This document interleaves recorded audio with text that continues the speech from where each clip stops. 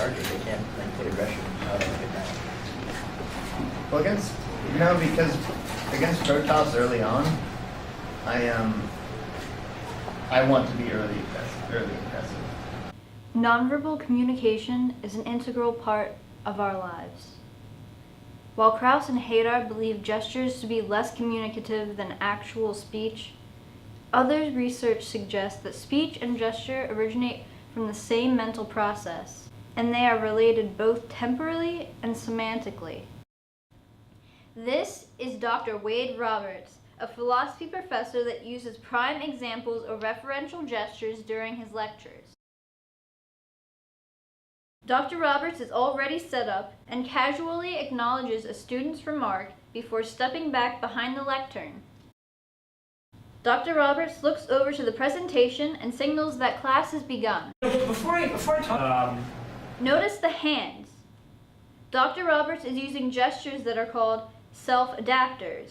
Self-adapters are behavioral adaptations to dissipate tension in situations with generally negative feelings, most commonly of which is social anxiety related.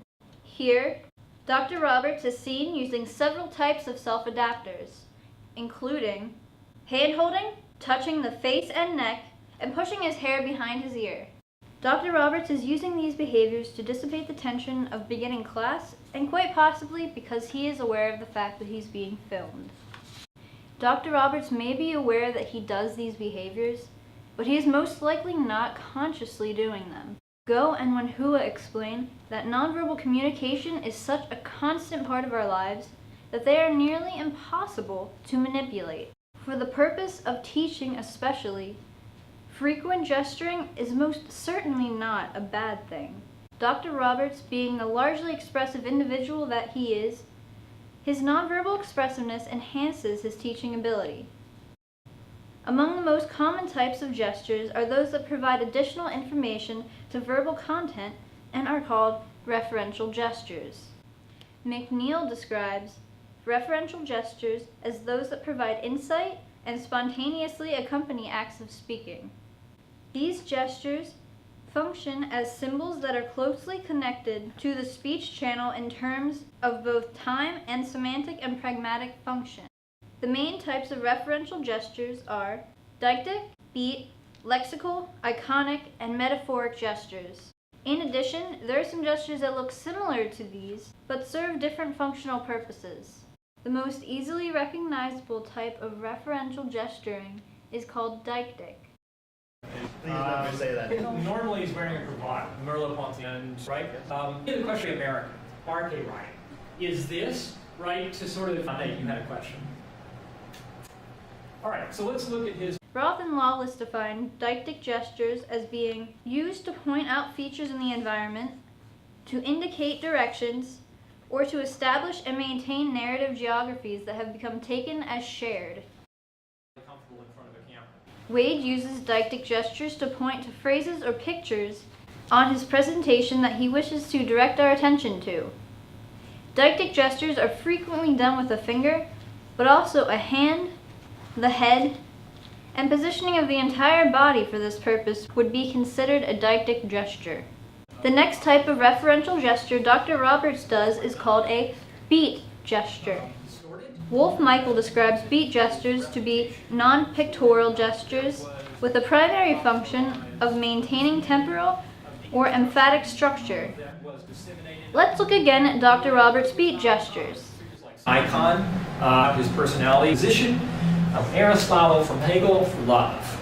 He flicks his wrist in a downward movement as he utters the main subject or idea of each sentence. Look, again, and again. In situations like these, beats are repetitive for the purpose of aiding the comprehension of the sentence and making them interactive for the auditors. Qualifiers, while easily mistakable for beats, they are more repetitive and for the sake of stressing the importance of a concept. Dr. Roberts' qualifiers are distinguishable because he flicks his wrist or wrists in a downward movement with nearly every syllable. Watch this sentence. I have no ready-made discourse on love. And here. Presence itself is made possible. Did you see that?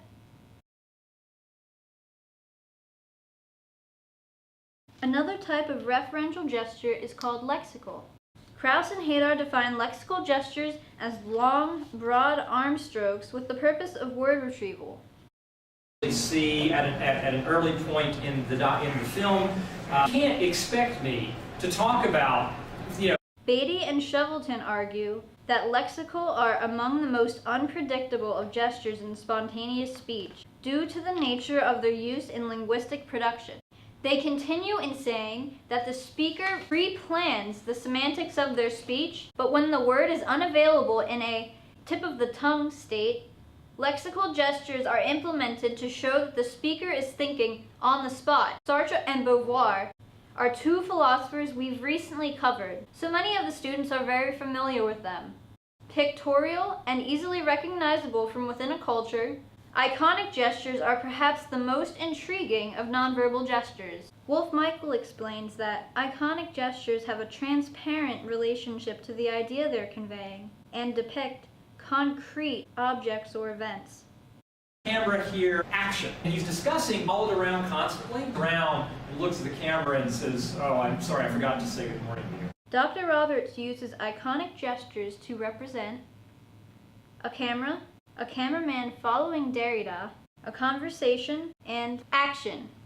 In addition, Dr. Roberts uses metaphoric gestures to maintain the structure and flow of the story. While metaphoric gestures clearly assist with the comprehending of the story by providing a visual representation, they are more abstract. Metaphoric gesturing uses abstract content in the form of object imagery, spatial representation, and movement for the embodiment of theoretical entities unavailable to perception. Wolf-Michael describes them to package sensory motor information in a suitable form to appear in reference to the story structure. As Dr. Roberts talks about Derrida being followed, he makes a back and forth motion with his finger, meaning that wherever Derrida goes, someone is always behind him. This is considered to be a metaphoric gesture because its relation to the speech is indirect and ambiguous. Simplistic to the point of seeming unimportant, non-verbally expressive teachers have been seen to connect better with their students and be more effective teachers. Kendon and Levinson explain, gestures constitute a central feature of human development, knowing, learning, and communication. Dr. Roberts' use of self-adapters, qualifiers, and referential gestures, deictic, beat, lexical, iconic, and metaphoric, make him the largely expressive and effective professor that he is.